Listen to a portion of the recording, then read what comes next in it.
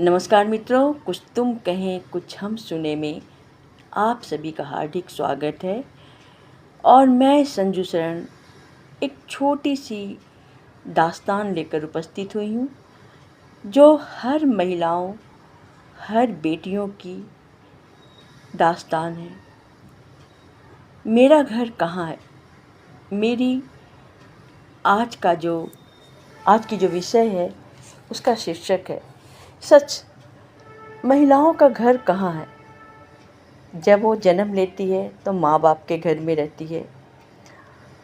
उसका कहीं परमानेंट बसेरा नहीं होता और ना वो परमानेंट रूप से किसी के घर को भी अपना घर कह सकती है।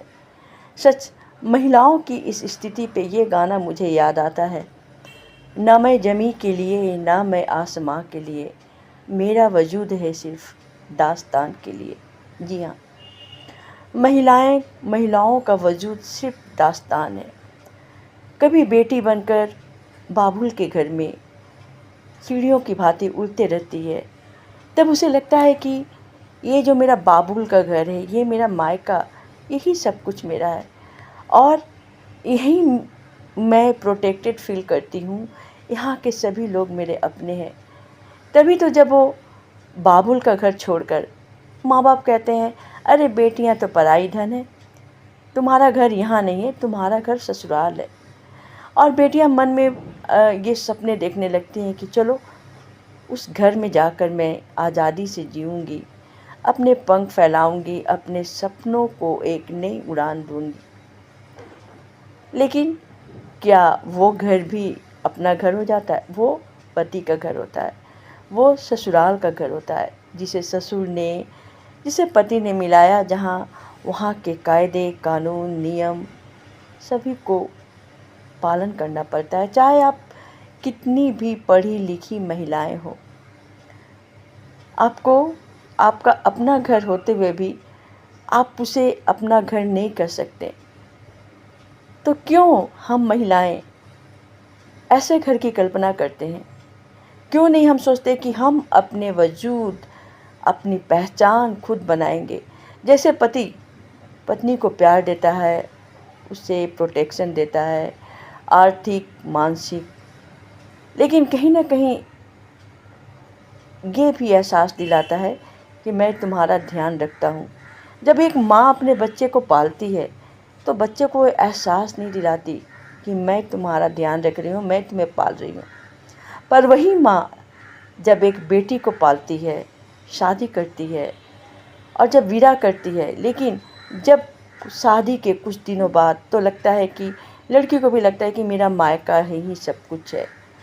पर लड़कियां अक्सर मोहभंग में मोहग्रस्त रहती हैं हर रिश्ते को लेकर, चाहे माँ बेटी का रिश्ता को लेकर, चाहे मायके का रिश्ता हो या पीहर का रिश्ता हो।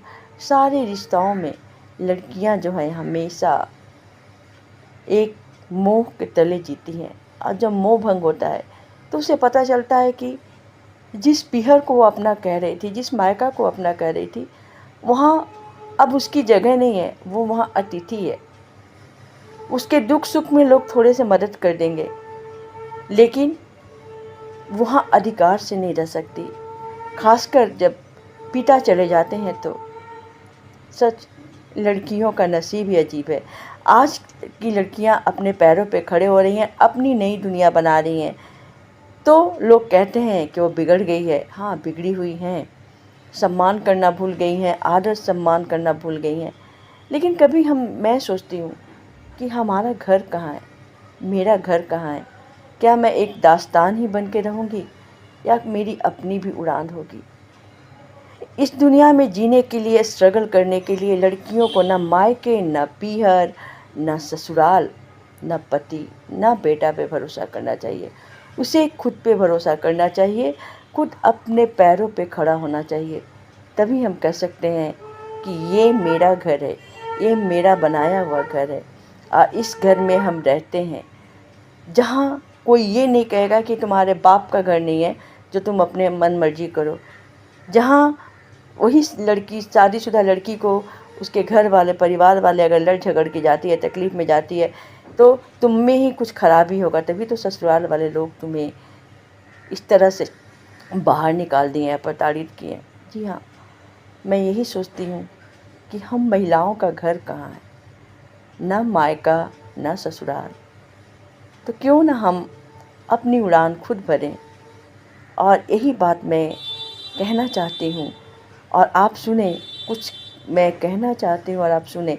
और इस कहने सुनने के दरमियान एक हमारे और आपके बीच में रिश्ता बन जाती है, दोस्ती की, स्नेह की एक अनजानी डोर बन जाती है। तो मैं सभी से विदा लेना चाहूँगी। प्लीज़ मेरे चैनल को लाइक और सब्सक्राइब अवश्य कीजिए। धन्यवाद। और बच्चों को पेड़ लगाना अवश्य सिखाइए और जल को संरक्षित करने के लिए भी सिखाइए। जय हिंद, जय भारत।